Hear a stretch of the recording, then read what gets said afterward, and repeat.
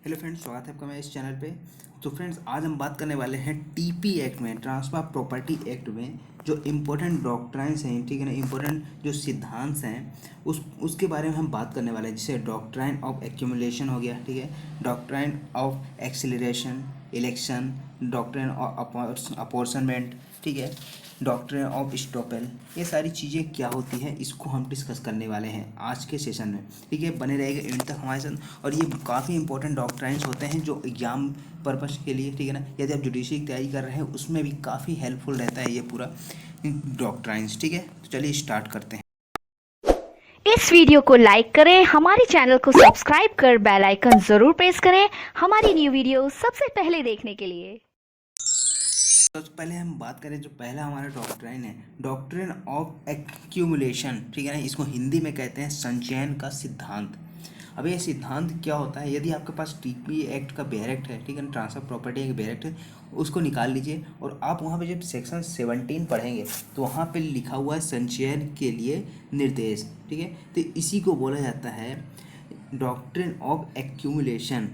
अब ये क्या होता है इसके बारे में बात करें तो किसी व्यक्ति ने संपत्ति तो अंतरण किया लेकिन एक प्रतिबंध या निर्देश दिया है, ठीक है ना, उस पर एक प्रतिबंध लगा दिया या निर्देश दे दिया कि उस संपत्ति से जो भी आय होगी वह अंतरणकर्ता को मिलेगी, लेकिन स्वामित्व तो अंतरित का ही होगा, ठीक। अब यहाँ पे क्या है, जैसे ए नाम के व्यक्ति ने क्या किया है, प्रॉपर्टी अपनी ट्रांसफ़र की बी के पास, ठीक है ना, यहाँ पे बेच दी बी को। लेकिन यहाँ पे जब ए बेचता है तो ए एक उसमें निर्देश देता है या प्रतिबंध लगाता है, ठीक है ना। जैसे ए के पास एक पूरा प्लॉट था जिसमें बिल्डिंग बनी हुई थी, जिसमें मान लीजिए 20 से 25 जो भी जितने भी कमरे रहे हों, और उसने क्या किया, ए ने क्या किया था, रेंट पे दिया था। अब रेंट पे दिया था, पूरे इसको बेच दिया है, ठीक है ना, बी के पास अंतरित कर दिया। लेकिन जब अंतरण करता था, अंतरण करता कौन हो गया, ए हो गया। तो इसने क्या बोला कि इसमें जो इससे जो आय हो रही है, ठीक है ना, इसमें स्वामित्व के बारे में कुछ नहीं बोल रहा है, स्वामित्व तो बी के पास ही रहेगा, लेकिन जो इससे आय हो रही थी, उस बिल्डिंग से जो रेंट आ रहा था, वो क्या कर सकता है कि अंतरण करने वाला जब तक जीवित है, अर्थात ए जब तक जीवित है, तो जो आय है उसको पूरा भाग या फिर उसका कुछ भाग क्या किया जाएगा, अंतरणकर्ता को मिलेगा, अर्थात ए को मिलेगा, या फिर जो अंतरण की तारीख से जब ट्रांसफ़र किया जा रहा है उस तारीख से 18 वर्ष तक ए को मिलेगा वह पूरा आय, ठीक है ना, जो रेंट मिल रहा था, या फिर रेंट का कुछ भाग क्या होगा, ए के पास रहेगा, मिलेगा उसको, ठीक है ना। बाकी स्वामित्व किसके पास है, स्वामित्व बी के पास ही रहने वाला है, ठीक है। तो यहाँ पे स्वामित्व के बारे में कोई बात नहीं की जा रही, सिर्फ जो उससे जो आय हो रही है वो क्या कर रहा है, उसको संचित किया जा रहा है, संचय किया जा रहा है, किसके द्वारा, ए के द्वारा। उसको एक निर्देश दिया जा रहा है, किसको, बी को, कि हमारा जो रेंट मिल रहा है उससे जो आय हो रही है, या फिर मान लीजिए इस पूरे जिसका जो ए का प्लॉट था उसमें आम का पेड़ लगा हुआ था, ठीक है, बहुत सारी, और उस जो पेड़ से आम निकलते थे, ठीक है ना, आम लगते थे, उसको बेचने के बाद जो प्रॉफिट होता था, जो आय होती थी, वो ए रखता था। तब बेच दिया तब किसके पास स्वामित्व चला जाएगा, बी के पास चला जाएगा। तो लेकिन यहाँ पे एक निर्देश दे देता है कि यहाँ पे अंतरण करने वाला जो है ए है, वो जब तक जीवित है तब तक वह आय लेगा, या फिर अंतरण 23 से 18 वर्ष तक जो भी आय होगी वो उसको लेगा।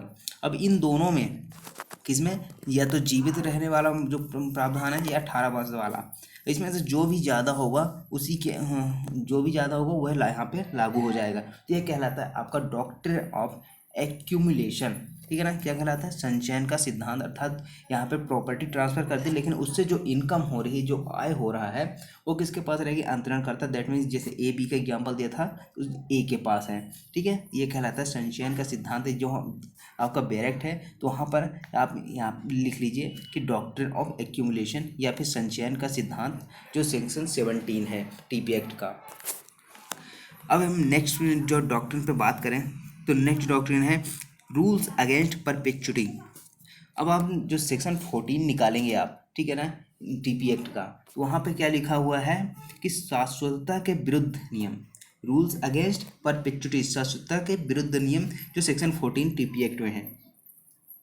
अब ये क्या होता है, परपेचुटी का मतलब, शाश्वतता का मतलब कि हमने जैसे ए ने क्या किया है, ए ने बी को अपनी प्रॉपर्टी ट्रांसफ़र कर दी, अब यहाँ पर सिर्फ बी को ही ट्रांसफ़र नहीं कर रहा है, उसमें मान लीजिए लगा देता है कि बी को तो ट्रांसफ़र किया, बी के बाद किसको हो जाएगी, सी को ट्रांसफ़र हो जाएगी, सी के बाद सी के बड़ा पुत्र या फिर इसके छोटे पुत्र को मिल जाएगी, उसके बाद जो भी होगा सी डी ई जो भी होगा उसको मिल जाएगी। तो यहाँ पे क्या कर रहा है, यहाँ पर एक कंडीशन लगा रहा है, एक ही अंतरण में, एक ही ट्रांसफ़र में कई लोगों को यहाँ पे अंतरित किया जा रहा है। तो यहाँ पर ये क्या है, इसके लिए लॉ मना करता है कि आप यहाँ पर एक ही ट्रांसफ़र में अन्य 3-4 लोग जितने भी हैं सबको ऐसे ट्रांसफ़र नहीं कर सकते। एक ट्रांसफ़र में सिर्फ एक ही व्यक्ति को आप कर सकते हैं, ठीक है। तो यहाँ पर यह शाश्वतता के विरुद्ध नियम है। या फिर यहाँ पे लगा दिया गया कि एक बार ट्रांसफ़र किया, उसके बाद होता है कि बी को कि तुम ये अब ट्रांसफ़र नहीं कर सकते हो, ठीक है। तो ये ऐसा तो हो नहीं सकता है, क्योंकि यहाँ पे पूरी तरह से यहाँ पे प्रॉपर्टी को ट्रांसफ़र किया जाना चाहिए, तभी वो ट्रांसफ़र वैलिड माना जाता है। ये ऐसा नहीं कि आधा दूर ट्रांसफ़र कर लें, बाकी कुछ रिस्ट्रिक्शन लगा दें कि ऐसा नहीं कर सकते वैसा नहीं कर सकते, ठीक है। तो ये चीज़ आप नहीं कर सकते, शाश्वतता के विरुद्ध नियम है। लेकिन यहाँ पे एक अपवाद है, ठीक है ना, इसका रूल्स अगेंस्ट परपेचुइटी का एक अपवाद मान लीजिए एक्सेप्शन है, जो सेक्शन 18 पढ़ेंगे आप। सेक्शन 18 क्या कहता है, लोक फायदे के लिए शाश्वतिक अंतरण किया जा सकता है, ठीक है। जो सेक्शन 14, 16 और 17 है किसका, टीपी एक्ट का, उसका यह अपवाद उस पर निबंधन के दिशा में यह लागू नहीं होता है, ठीक है ना। सेक्शन 18, तो सेक्शन 18 क्या कहता है कि यदि आप लोक फायदे के लिए, जैसे मान लीजिए कोई प्रॉपर्टी है उसको ट्रांसफ़र कर रहे हैं, लोक फायदे के लिए हॉस्पिटल बना रहे हैं, ठीक है, या फिर कोई ऐसी संस्था बना रहे हैं जिससे लोगों को फ़ायदा हो, तो वहाँ पे यह ट्रांसफ़र कर सकते हैं कि ये जो चीज़ है, ठीक है ना, जो प्रॉपर्टी है वो इस परमानेंट हमेशा हॉस्पिटल के लिए ही रहेगी या फिर किसी और चीज़ के लिए रहेगी जो लोग के फ़ायदे के लिए, तब वहाँ पर ये किया जा सकता है। अदरवाइज इसके अलावा यहाँ पे कोई भी किसी भी तरह का ऐसा ट्रांसफ़र नहीं किया जा सकता कि ए को हमने ट्रांसफ़र किया उसके बाद बी को जाएगी, उसके बाद सी को या फिर डी को, जो भी है, ठीक है। तो ऐसा आप ट्रांसफ़र नहीं कर सकते। तो यह कहलाता है रूल्स अगेंस्ट परपेचुइटी। तो परपेचुइटी के यह अगेंस्ट में रहता है यह रूल। आई होप आपको ये समझ में आया होगा। अब उसके बाद नेक्स्ट है कि डॉक्ट्रिन ऑफ साइप्रस, जो सेक्शन 26। अब आप सेक्शन 26 को खोलेंगे टीपी एक्ट के, ठीक है, तो वहाँ पे क्या है, पूर्वभाव का शर्त। अब इसको हिंदी में क्या कहते हैं, पूर्वभाव का शर्त का सिद्धांत, ठीक है। तो पूर्वभाव शर्त की पूर्ति के बारे में यहाँ पे लिखा गया है सेक्शन 26 में, फुलफिलमेंट ऑफ कंडीशन प्रीसिडेंट। अब इसका मतलब क्या है, संपत्ति अंतरण तो होगा, लेकिन ऐसे अंतरण से पहले कोई ऐसा कार्य करना होगा जो शर्त में है। अब मान लीजिए आप प्रॉपर्टी ट्रांसफ़र कर रहे हैं, ठीक है, लेकिन जो ट्रांसफ़र करने से पहले आप क्या कर रहे हैं, एक शर्त लगा देते हैं, कुछ ऐसा निबंधन लगा देते हैं कि पहले आप ये काम करिए, उसके बाद ही आपको यह प्रॉपर्टी ट्रांसफ़र हो पाएगी। अदरवाइज यदि आप यह कार्य नहीं करते हैं तो आप प्रॉपर्टी ट्रांसफ़र नहीं होगी, ठीक है। जैसे मान लीजिए पूर्वभाव की शर्त में ए नाम का व्यक्ति है और एक बी नाम का व्यक्ति है, ठीक है।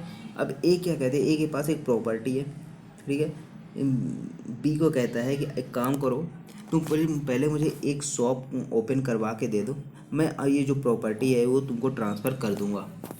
भैया क्या है, प्रेसिडेंट कंडीशन लगा दी कि जब तक तुम ये शॉप ओपन नहीं करवाओ तब तक मैं ये प्रॉपर्टी ट्रांसफ़र नहीं करूँगा। तो बी अगर ये इसको एक शॉप ओपन करवा देता है ए के लिए, तो यहाँ पे ए क्या है, ये ट्रांसफ़र कर देगा, ये जो प्रॉपर्टी है किसको ट्रांसफ़र हो जाएगी, बी को हो जाएगी। तो ये कहलाता है कंडीशन प्रेसिडेंट वाली, अर्थात पहले कार्य करो उसके बाद यहाँ पे प्रॉपर्टी ट्रांसफ़र होगी, ठीक है। ये हो गया आपका डॉक्ट्रिन ऑफ साइप्रस।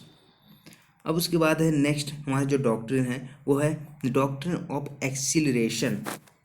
एक्सीलरेशन इसका मतलब क्या है, त्वरिताप्ति का सिद्धांत, इसको हिंदी में कहते हैं, या फिर आप इसको हिंदी में एक और नाम से भी जाना जाता है जो कहलाता है गति वृद्धि, ठीक है, गति वृद्धि का सिद्धांत, जो आपका सेक्शन 27 टीपी एक्ट का यहाँ पे बताया गया। आप 27 खोलेंगे तो वहाँ पे क्या बताया गया है कि एक व्यक्ति को सशर्त अंतरण ऐसे अंतरण के साथ जो पूर्विक बयान के निष्फल होने पर दूसरे व्यक्ति को पक्ष में हो जाएगा।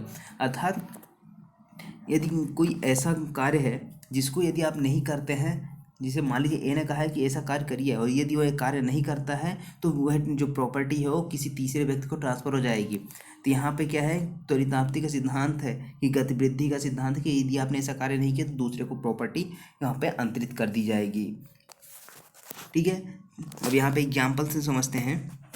कि जैसे मान लीजिए ए नाम का व्यक्ति है, ठीक है, और बी नाम का व्यक्ति है।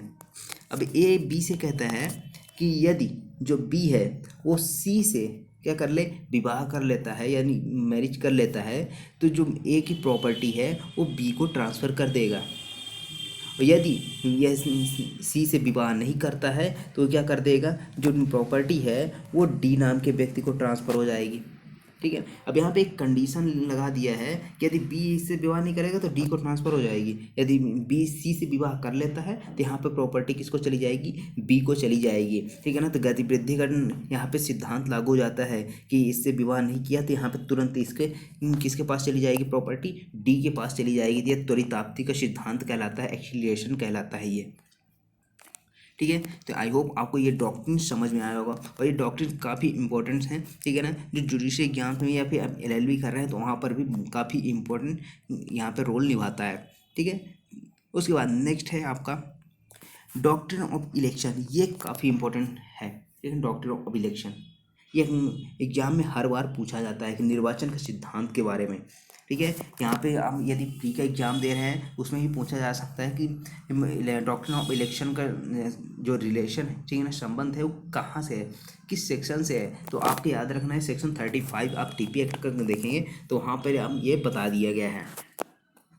ठीक है, अब यहाँ पर मान लीजिए एग्जाम्पल से समझते हैं कि ए नाम का व्यक्ति है।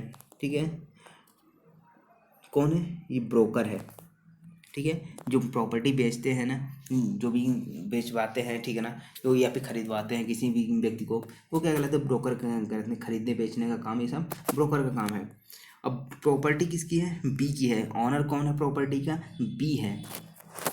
अब बी क्या करता है, ए को हायर करता है।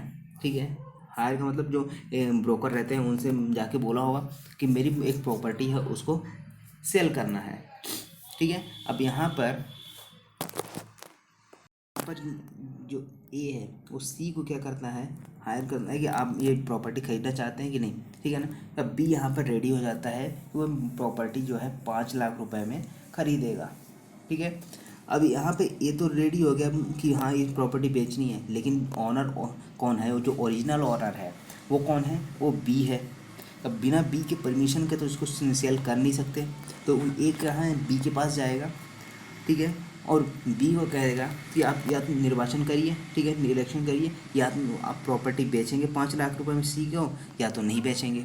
ठीक है, यदि आप बेचेंगे तो 5 लाख रुपए मिल जाएंगे आपको, यदि नहीं बेचते तो आप वापस करिए 5 लाख इनको। ठीक है ना, अर्थात 5 लाख तो इसने दे दिया था, अब इसके पास ले गया था ये 5 लाख रुपए। ठीक है, या तो 5 लाख वापस कर दीजिए या फिर 5 लाख रख के इसने जो प्रॉपर्टी है आपकी वो सी को दे दीजिए।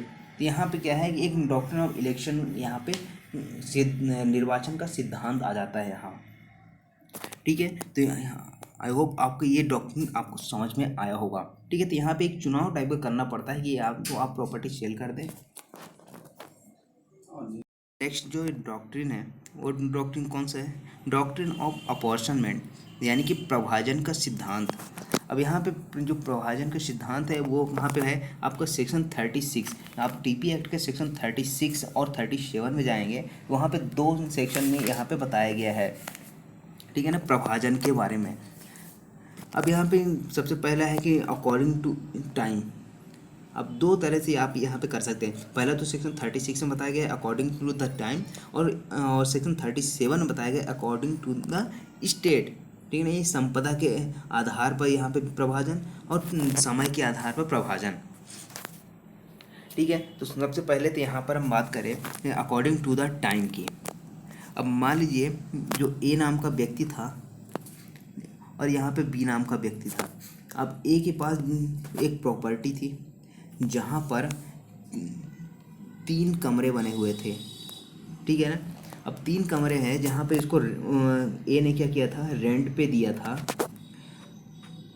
किसको, डी, ई और एफ को, 3 लोगों को यहाँ पे रेंट पे दिया था। कितने में, 1500 रुपये में दिया था। ठीक है ना, सभी का कितना किराया था, 1500 रुपये था।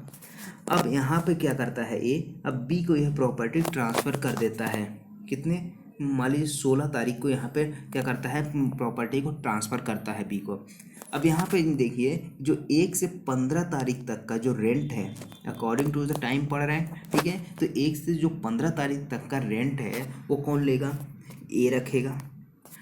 और बाकी जो है जो बी है 16 से लेकर 31 या फिर जो 30 तक में जितना भी रहेगा, ठीक है, उसके आगे का जो भी रेंट होगा वो कौन रखेगा, वो बी रखेगा। क्योंकि अब ट्रांसफ़र तो हो गई बी को, स्वामित्व तो किसके पास है, अब बी के पास है। इसलिए यहाँ पर जो अब आगे के 16 से आगे का जो रेंट है वो किसके पास जाएगा, वो बी के पास जाएगा। ये हो गया अकॉर्डिंग टू द टाइम क्या करना, अपॉर्चनमेंट यानी प्रभाजन करना, ठीक है। तो 1500 रुपये ये सबका हो गया। अब यहाँ पर सेम चीज़ हम बात करें अकॉर्डिंग टू द स्टेट संपदा के विभाजन की बात करें, ठीक है। तो ए नाम का व्यक्ति था, ठीक है ना। अब इसने क्या किया, इसके पास अब कमरे वही रहे, ठीक है, 3 कमरे थे जिसको इसने क्या किया था, रेंट पे दिया था। अब इस प्रॉपर्टी को क्या कर दिया, बी को सेल कर दिया, ठीक है ना। एक जो कमरा था वो बी को दे दिया और बाकी जो 2 कमरे बचे वो किसको दे दिया, सी नाम के व्यक्ति को दे दिया गया। अब यहाँ पे जो रेंट की बात करें तो यहाँ पे 1/3 और 2/3 यहाँ पे किराया रहेगा, ठीक है ना, अकॉर्डिंग टू द स्टेट रहेगा। जिसके हिस्से में जितनी वहाँ पे प्रॉपर्टी का स्टेट है, ठीक है ना, संपदा है, उसके अकॉर्डिंग यहाँ पे रेंट डिसाइड किया जाएगा। अब यानी 1500 किराया था, तो यहाँ पे 15 दूनी 3000 रुपये का किराया किसके पास, सी के पास चला जाएगा। और बाकी 1500 रुपये का जो किराया है वो किसके पास, बी के पास चला जाएगा। ये क्या कहलाता है, अकॉर्डिंग टू द स्टेट, यहाँ पे डॉक्ट्रिन ऑफ अपॉर्चनमेंट कहलाता है, ठीक है ना। आई होप आपको ये दोनों चीज़ें काफ़ी अच्छे समझ में आई होगी, ठीक है ना, कि अकॉर्डिंग टू द टाइम, ठीक है ना, समय के अनुसार इसका प्रभाजन करना और संपदा के अनुसार इसका प्रभाजन करना, तो ये कहलाता है डॉक्ट्रिन ऑफ अपॉर्चनमेंट। तो बढ़ते हैं नेक्स्ट अपने डॉक्ट्रिन में। तो डॉक्ट्रिन जो नेक्स्ट है हमारा डॉक्ट्रिन ऑफ प्रायोरिटी। अब डॉक्ट्रिन और प्रायोरिटी के बारे में बात करें जो आपका जो सेक्शन 48 है टीपी एक्ट का, ठीक है, ट्रांसफर प्रॉपर्टी एक्ट का सेक्शन 48 जब आप खोलेंगे तो वहाँ पर आपका इसका प्रोविज़न मिल जाएगा, ठीक है। तो 48 क्या बात करता है कि अंतरण द्वारा सृष्ट अधिकारों की पूर्विकता का सिद्धांत इसको हिंदी में कहा जाता है। अब यहाँ पर बात करें तो डॉक्ट्रिन ऑफ प्रायोरिटी के अंतर्गत मान लीजिए ए ने क्या किया है, अपनी प्रॉपर्टी बी के पास बंधक रखा है, कितने में, 5 लाख रुपए में यहाँ पे बंधक रखता है, ठीक है ना। कितने, किसके पास, बी के पास। तो ये कौन होगा, बी कौन हो गया कि प्रायर मॉर्गेज ही हो गया। अब जो इसके बाद क्या करता है ए, उसी प्रॉपर्टी को सी के पास बंधक रख देता है, ठीक है ना, 3 लाख रुपए में, ठीक है। अब यहाँ पर 3 लाख रुपए में क्या करता है, सी के पास बंधक रख देता है। तो ये सी कौन हो गया, सब्सिक्वेंट मॉर्गेजी हो गया। तो इसके पहले कौन है, प्राथमिक कौन हो गया, बी हो गया। अब जब यहाँ पे पेमेंट करने की बात आएगी तो इस ऐसा नहीं कि ए क्या करेगा, पहले पेमेंट सी को करेगा, ठीक है, पहले पेमेंट किसको करेगा, बी को करेगा। भले यहाँ पे मान लीजिए 5 के 2 ही लाख रुपए लिया हो और इससे 5 लाख लिया हो सी से, ठीक है, लेकिन यहाँ पे पहले किसको बंधक रखा गया था, 5 लाख रुपए दिया, 2 लाख जो भी रहेगा, तो पहले कौन पाएगा, बी। सबसे पहले बी को पेमेंट करना होगा, उसके बाद किसको, सी को पेमेंट दिया जाएगा, ठीक है ना। तो पहले पैसा किसको दिया जाएगा, बी को, उस ए के द्वारा, उसके बाद सी को दिया जाएगा। तो यह कहलाता है डॉक्ट्रिन ऑफ प्रायोरिटी, पूर्विकता का सिद्धांत, अर्थात जिससे पहले आपने लिया है पहले आप उसको चुकाएं, उसके बाद आपने जो भी सब्सिक्वेंट मॉर्गेज हैं उनको आप बाद में पेमेंट करें, ठीक है। तो यह कहलाता है आपका डॉक्ट्रिन ऑफ प्रायोरिटी यानी पूर्विकता का सिद्धांत। लेकिन इसका एक एक्सेप्शन है जो आपका सेक्शन 78 में मिलेगा, ठीक है। सेक्शन 78 बात करता है आपका पोस्टपोनमेंट ऑफ प्रायर मॉर्गेजी। जो प्रायर मॉर्गेजी है उसको क्या कर सकते हैं, पोस्टपोन कर सकते हैं, और उसके बदले पहले आप क्या कर सकते हैं, सब्सिक्वेंट मॉर्गेजी अर्थात जैसे सी था उसको आप पेमेंट कर सकते हैं। लेकिन यहाँ पे कंडीशन रहता है कुछ, ठीक है। तो आप सेक्शन 78 पढ़ेंगे तो वहाँ पे क्या है, पोस्टपोनमेंट ऑफ प्रायर मॉर्गेजी, अर्थात जो पोस्टपोन कर दो उसको, ए को, सॉरी बी को, जो पहले जिससे आपने लिया था। लेकिन कब कर सकते हैं, यदि जो प्रायर मॉर्गेजी है, ठीक है, जो पूर्वी बंधकदार है वो क्या करता है, कपट करता है, मिथ्या व्यपदेशन करता है, तो यहाँ पर सबसे पहले आप सी को पेमेंट कर सकते हैं, सी को पैसा दे सकते हैं। ठीक है, उसके बाद आप उसका जो भी रहेगा मिथ्या व्यपदेशन कपट, तो उसको सॉल्व करके आप उसको पेमेंट करते रहिए। ठीक है, तो यहाँ पे इसको क्या किया जा सकता है, पोस्टपोन किया जा सकता है। ठीक है, पूर्वी बंधकदार को मुलतवी किया जा सकता है। ठीक है ना, पोस्टपोनमेंट का मतलब मुलतवी करना, आगे बढ़ा देना। उसके बाद नेक्स्ट है हमारा डॉक्ट्रिन ऑफ मार्शलिंग। मार्शलिंग का मतलब क्या है, क्रम बंधन का सिद्धांत। क्रम बंधन आपको दो सेक्शन में मिलने वाला है, एक तो सेक्शन 81 और दूसरा सेक्शन 56 में। ठीक है, अब यहाँ पे क्या है कि जैसे मान लीजिए ए के द्वारा क्या किया गया है, उसकी संपत्ति कौन सी है, एक्स, वाई और जेड, तीन संपत्ति है किसके पास, ए के पास, और संपत्ति कौन सी है, एक्स, वाई और जेड। ये क्या करता है, तीनों प्रॉपर्टी बी के पास बंधक रख देता है। उसके बाद ए क्या करता है, अपने जो जेड वाली प्रॉपर्टी है, सिर्फ जेड की, तीनों को बात नहीं कर रहा है, तीनों प्रॉपर्टी तो यहाँ बी के पास बंधक रख दे, लेकिन बाद में क्या करता है, जेड नाम की जो प्रॉपर्टी है उसको फिर से क्या करता है, सी के पास बंधक रख देता है। अब यहाँ पे जब इसको पेमेंट मान लीजिए डिफ़ॉल्ट होता है, कुछ भी करता है, तो बी क्या करेगा, अपने सिर्फ ना एक्स और वाई प्रॉपर्टी से अपना रिकवरी कर सकता है। ठीक है, जितना भी पैसा लिया होगा ए ने, उसमें रिकवरी कर सकता है, तीनों से नहीं करेगा। ठीक है, सिर्फ दो ही से कर सकता है, और जेड से तभी कर सकता है जब एक्स और वाई से इसका पूरा रिकवर पैसा जो है रिकवर नहीं हो जाता। ठीक है, यदि नहीं हो पाता है तब यहाँ पे जेड से यह क्या करेगा, अपनी प्रॉपर्टी को रिकवर कर सकता है, सॉरी अपने जो पैसा दिया था ए को वो रिकवर कर सकता है। ठीक है, तो सी क्या कहेगा कि बी से कि पहले आप एक्स वाई प्रॉपर्टी जो भी है उससे आप अपना पैसा रिकवर करिए, उसके बाद यदि आपको पैसा रिकवर नहीं हो पाता है, उसके बाद जेड प्रॉपर्टी अर्थात जो सी के पास बंधक रखेगी उस पर इंटरफेयर करें। ठीक है, तो यहाँ पे पहले बी क्या करेगा, एक्स और वाई को करेगा, तो ये कहलाता है क्रम बंधन का सिद्धांत कहलाता है, डॉक्ट्रिन ऑफ मार्शलिंग कहलाता है। ठीक है, उसके बाद नेक्स्ट हमारा डॉक्ट्रिन है डॉक्ट्रिन ऑफ सब्रोगेशन। ये काफ़ी इंपॉर्टेंट सेक्शन है। ठीक है, सेक्शन 91, इसको रेड में सेक्शन 140 के साथ यहाँ पे पढ़ा जाता है। ठीक है, इंडियन कॉन्ट्रैक्ट एक्ट का सेक्शन 140। अब मान लीजिए यहाँ पर, अब यहाँ पे ए जो है 10 लाख रुपए उधार लेता है और अपनी जो प्रॉपर्टी है उसको बंधक रखता है, मॉर्गेज करता है, किसके पास, बी के पास करता है, और बी से क्या कहता है, 10 लाख रुपए उधार लेता है और अपनी प्रॉपर्टी बी के पास बंधक रख देता है। अब यहाँ पे मान लीजिए ए उस जो भी पैसा लिया था उसको नहीं चुका पा रहा है, तो वह दूसरे से कहता है, ठीक है, अर्थात जो सी है उससे कहता है कि पैसा चुका दे, उसको बाद में दे। तो ए के बिहाफ पे जो पैसा चुका रहा है वो कौन चुका रहा है, सी चुका रहा है बी को, अर्थात सी पेमेंट कर रहा है बी को कि उसने बी ने 10 लाख रुपए ए को दिया। ठीक है, अब ए वापस नहीं दे पा रहा है तो ए के बिहाफ पे सी यहाँ पे पेमेंट कर दे रहा है बी को। अब यहाँ पर अब बी को, अब बी के सभी अधिकार सी के पास हैं। ठीक है, अब यहाँ पे पैसा किसको चुका रहा है, बी को चुका रहा है, लेकिन अब बी के पास जो राइट था रिकवरी करने का जो भी प्रॉपर्टी से, अब वहाँ पे बी के सारे राइट किसके पास आ जाते हैं, सारे अधिकार सी के पास आ जाते हैं। अब सी क्या कर सकता है, उस संपत्ति को बेच सकता है या कुछ भी कर सकता है। ठीक है, अपने पैसे को रिकवर करने के लिए। और संपत्ति का मोचन ए किससे करे, अब जो ए है, ए किससे का, अब जो प्रॉपर्टी इसके बी के पास रखा था, अब बी के सारे राइट किसके पास चले गए, सी के पास चले गए। अब जो मोचन करेगा अपनी प्रॉपर्टी का ए, वो किसके पास से करेगा, सी के पास से करेगा, क्योंकि सी के पास सारे राइट चले गए हैं बी के। ठीक है, अब यहाँ पर क्या है, ये कहलाता है आपका डॉक्ट्रिन ऑफ सब्रोगेशन, यानी प्रत्याशन का सिद्धांत कहलाता है, था यहाँ से यहाँ ट्रांसफ़र हो गए उसके सारे राइट्स। ठीक है, क्योंकि सी ने क्या किया है, ए के बिहाफ पे पेमेंट किया है, तो ये कहलाता है प्रत्याशन का सिद्धांत। सेक्शन 91 टीपी एक्ट में आपको यहाँ मिल जाएगा। ठीक है, उसके बाद नेक्स्ट हमारा है डॉक्ट्रिन ऑफ टेकिंग, यानी आवंधन का सिद्धांत। ये है आपको सेक्शन 93 में। ठीक है, तो ये कहाँ पे मिलेगा आपको आवंधन का सिद्धांत, सेक्शन 93 में। सॉरी फ्रेंड्स, यहाँ पर हम बात करें डॉक्ट्रिन ऑफ सब्रोगेशन की, तो doctrine of subrogation next section 92 में बताया गया है। ठीक है ना, यहाँ पे थोड़ा मिस्टेक हो गया, गलती होगी। सेक्शन 92 होगा, read with Indian contract on 14 के साथ आप इसको रीड कर सकते हैं।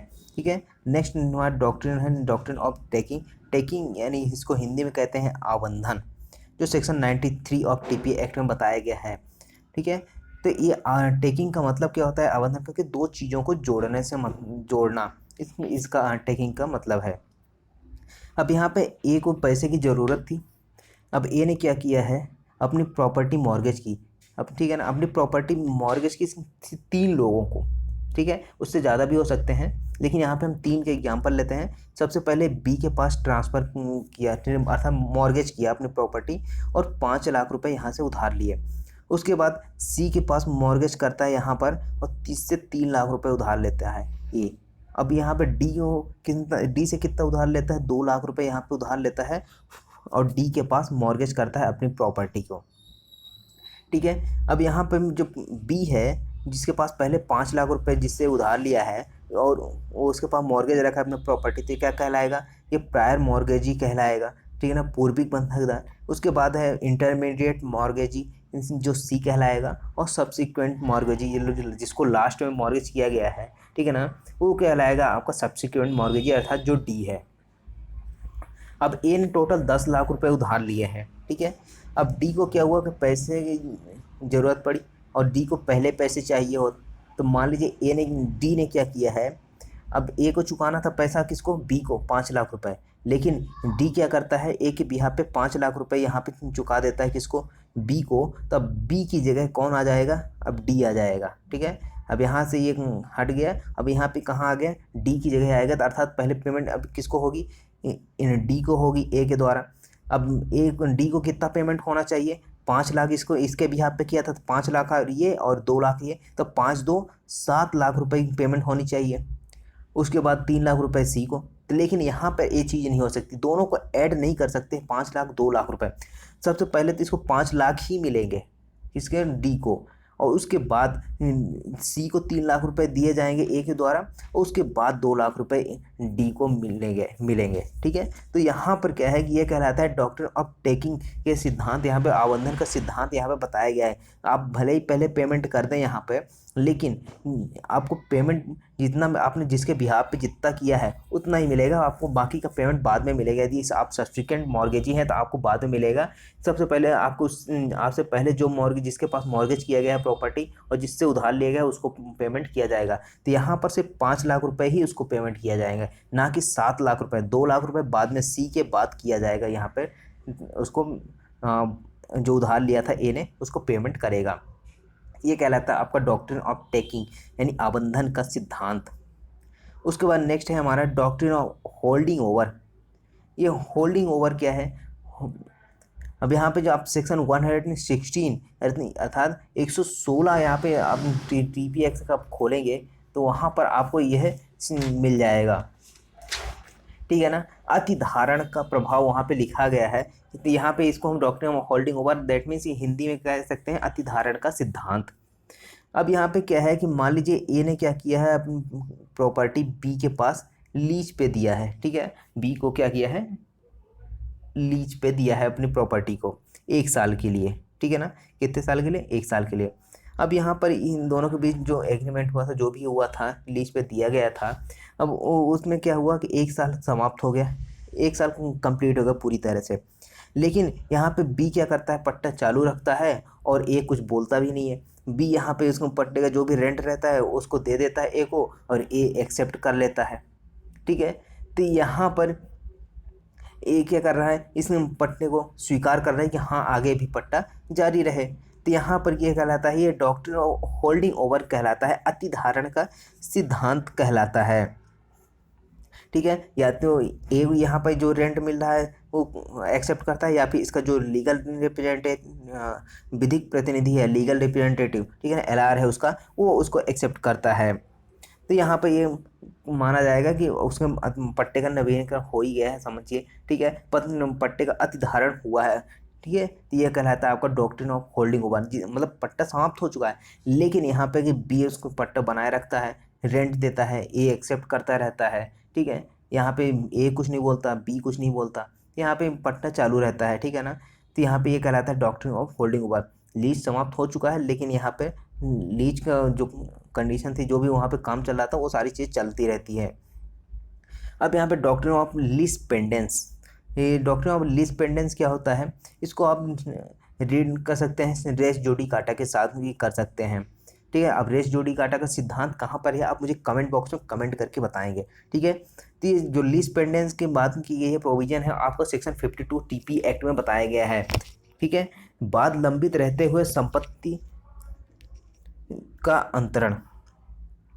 अब यहाँ पे मान लीजिए एक प्रॉपर्टी है, ठीक है, ये एक प्रॉपर्टी हो गया। अब ये चाहता है कि बी को ट्रांसफ़र करे प्रॉपर्टी को, लेकिन जो ये प्रॉपर्टी थी, इस पर केस चल रहा है, किसी भी प्रकार का यहाँ पे केस हो, यहाँ पे इस प्रॉपर्टी के अगेंस्ट में केस चल रहा है। तो यहाँ पर जो ए है, इस प्रॉपर्टी को सेल तब तक नहीं कर सकता जब तक इस प्रॉपर्टी जो केस चल रहा है वो पेंडिंग ना हो। ठीक है ना, अर्थात यदि पूरी तरह से केस ख़त्म हो गया तभी उसको ट्रांसफ़र कर सकता है। लेकिन इसका एक एक्सेप्शन है कि यदि मान लीजिए ए जो है वो कोर्ट पे जाता है और कोर्ट से अनुज्ञात करवा लेता है, यानी अनुमति ले लेता है कि उस प्रॉपर्टी को सेल करने की, तो यहाँ पर ए क्या कर सकता है, उस प्रॉपर्टी को सेल कर सकता है किसी भी व्यक्ति को। चाहे अब यहाँ पे बी को कर रहा था तो बी को बाद में सेल कर सकता है, यदि न्यायालय की अनुमति मिल जाए तब। ठीक है ना, तो ये एक एक्सेप्शन है इसका डॉक्ट्रिन ऑफ लीज पेंडेंस का। तो ये कहलाता है बाद लंबित रहते हुए संपत्ति का अंतरण। यदि ऐसा अंतरण कर भी दिया जाता है तो वो क्या रहेगा, वो वॉइड रहेगा, शून्य रहेगा। ठीक है ना, तो क्योंकि यहाँ पे आपका केस चल रहा है उस प्रॉपर्टी पे, तो आप उस प्रॉपर्टी को सेल तो कर नहीं सकते हैं। ठीक है, यहाँ पे एक एक्सेप्शन है, अब बात है हम न्यायालय की अनुमति से अब कर सकते हैं। अब यहाँ पे प्लस आप 53 लिखा हुआ है, इसका मतलब है कि आप इसको रीड करिए 53 के साथ ही, वहाँ पे पूर्ण अंतरण के बारे में यहाँ पे बताया गया है। ठीक है, तो कपटपूर्ण अंतरण यानी कि इमूवेबल प्रॉपर्टी जो है उसको ट्रांसफ़र करते हो कि अन्य को कपट करने के लिए। ठीक है ना, ताकि अन्य को कपट किया जा सके। अब मान लीजिए यहाँ पर एक ही प्रॉपर्टी है, ठीक है ना, अब उसको क्या करता है, ए बी के पास अपनी प्रॉपर्टी को बंधक रख देता है, और बाद में क्या करता है, बंधक करके लोन तो ले लिया, उधार तो ले लिया ए ने, लेकिन ए के मन में लालच जाग गया कि भाई अब इस प्रॉपर्टी को बंधक तो रख दिया है, इसको काम करते हैं, उसको सेल कर देते हैं। तो सी को इसने क्या कर दिया, प्रॉपर्टी सेल कर दी। अब यहाँ पर क्या है कि प्रॉपर्टी तो सेल हो गई, तब जो बी है अब वो क्या करेगा, अपनी रिकवरी कैसे करेगा। तो यहाँ पे जो बी है वो क्या करेगा, इसके विकल्प पर जो प्रॉपर्टी ट्रांसफ़र हुई है सी को, वो वॉइडेबल हो जाएगी, अर्थात शून्यकर्णी हो जाएगी। बी चाहेगा तो वो प्रॉपर्टी जो ट्रांसफ़र की गई वो वैलिड हो जाएगी या फिर वॉइड हो जाएगी। तो यहाँ पे बी के उस पर रहेगा। ठीक है ना, बी को चॉइस पे यहाँ पे वैलिड या फिर वॉइड या फिर वॉइडेबल हो सकता है। ठीक है, यहाँ पे बी के विकल्प पर वॉइडेबल रहेगा। ये बी चाहे तो उस प्रॉपर्टी को क्या कर सकता है, सेल को एग्जीक्यूट करवा सकता है, या फिर बोलेगा तो सेल कैंसिल हो जाएगा यहाँ पर। उसके बाद है doctrine of part performance. Doctrine of part performance यानी भागिक पालन। भागिक पालन कहाँ पे बताया दिया गया है, आपका सेक्शन 53A में बताया गया है। ठीक है, तो सेक्शन 53 आप वहाँ पे खोलेंगे ट्रांसफर प्रॉपर्टी एक्ट का, तो वहाँ पे आपको ये पूरा प्रोविज़न मिल जाएगा। ठीक है, तो ये भागिक पालन होता क्या है, अब यहाँ पर एग्जाम्पल से समझते हैं कि ए ने क्या किया है, अपनी जो प्रॉपर्टी है वो क्या करता है, बी को सेल करना चाहता है 10 लाख रुपए में। ठीक है, और बी के पास क्या करता है, प्रॉमिस करता, मतलब एक ऑफर रखता है कि आप मेरी प्रॉपर्टी है उसको 10 लाख में परचेज करेंगे, बाय करेंगे, ठीक है, खरीदेंगे कि नहीं। तो बी कहता है भैया मेरे पास तो अभी 7 लाख रुपए है, एक काम करता हूँ अभी 7 लाख दे देता हूँ, 3 लाख रुपए बाद में ले लेना। एग्री हो जाता है, भैया ठीक है 7 लाख दे दो, 3 लाख बाद में दे देना। अब यहाँ पे इसने सेल कर दिया। ठीक है, अभी पूरी तरह से एग्जीक्यूट नहीं हुआ है ये। अब बाद में क्या करता है, ए अगेन इस प्रॉपर्टी को सेल कर देता है, दूसरे को सी को कर देता है। ठीक है, 10 लाख रुपए में। अब यहाँ पर बी के पास ऑप्शन है कि एक क्या करे, ए से स्पेसिफिक परफॉर्मेंस करवाए, करवा सकता है, क्योंकि यहाँ पे जो बी है वो क्या है, रेडी है 3 लाख रुपए देने के लिए, क्योंकि इसने एग्रीमेंट किया था कि 7 लाख अभी ले लो, 10 बाकी 3 लाख रुपए बाद में ले लेना। ये रेडी भी हो गया था। अब बी क्या है कि बाद में रेडी तो हो गया उसको 3 लाख रुपए देने के लिए, लेकिन बी ए क्या कहता है, हम नहीं बेचेंगे, दूसरे को दे दिया हमने। तो ऐसा नहीं हो सकता।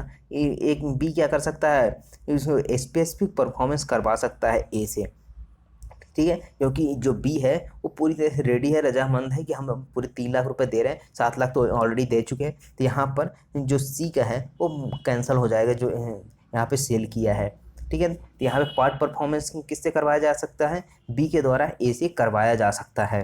तो ये कहलाता है आपका डॉक्ट्रिन ऑफ पार्ट परफॉर्मेंस, ठीक है। अब जो डॉक्ट्रिन ऑफ पार्ट परफॉर्मेंस है ये तो हो गया।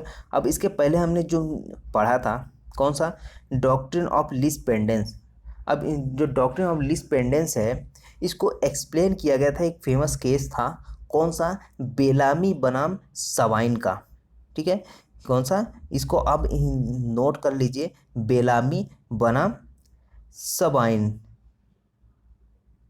ठीक है। आप इसको जो बैरेक्ट है उसमें आप इस केस को जरूर लिख लें, ठीक है, और इसको रीड भी करें, किसके साथ, रेस जुडिकाटा के साथ भी करेंगे। अब लास्ट में एक और हमारा डॉक्ट्रिन है, ठीक है। डॉक्ट्रिन कौन सा है, फीडिंग द ग्रांट बाय स्टोपेल। ये क्या होता है, विबंधन द्वारा अनुदान का परितोषण, ये कहलाता है। आपका जो सेक्शन 43 है वो बात करता है आपका इसके बारे में, ठीक है। तो आई होप आपको ये सारी चीज़ें समझ में आ गई होंगी, ठीक है। आप इसको याद रखिए, फीडिंग द ग्रांट बाय स्टोपेल ये कहाँ पे बताया गया, सेक्शन 43 से रिलेट करता है। आप इतना याद रखिए इसको, ठीक है। तो आई होप यदि आपको अच्छा लगा है तो प्लीज़ लाइक करें, शेयर करें अपने दोस्तों के साथ, और सब्सक्राइब जरूर कर लें ताकि आने वाले वीडियोज़ की नोटिफिकेशन आपको मिलती रहे। Thank you so much for watching legalisation sir.